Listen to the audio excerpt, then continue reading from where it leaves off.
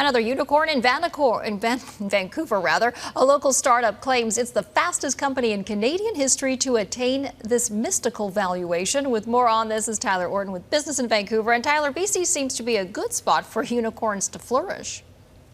Yeah, well, Nexii, Vancouver-based company that specializes in green building material, kind of an alternative to cement and concrete that has lower emissions. It has just received a $45 million investment, and it is now worth over $1 billion American at this point.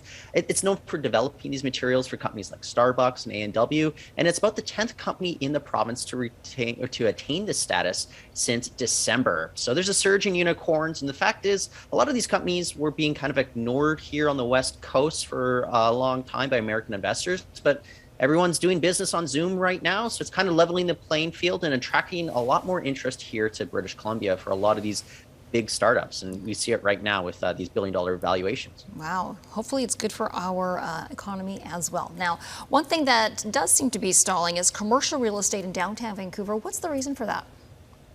Well, at the height of summer, experts were predicting about 62% of office workers would be returning to, downtown Vancouver, the office towers, by Labor Day.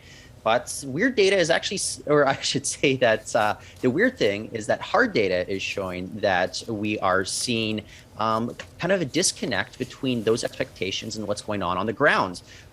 Offices, retail spaces, they're still much more vacant than what was expected by experts. And it doesn't look as if there's going to be any imminent improvement as we go into vaccine passports, as well as this delayed transition to step 4 of the reopening plan.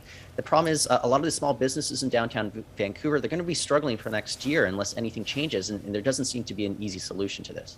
No, there really isn't. This pandemic just keeps on rolling. All right. Thank you so much. That is Tyler Orton with Business in Vancouver for us. Thanks.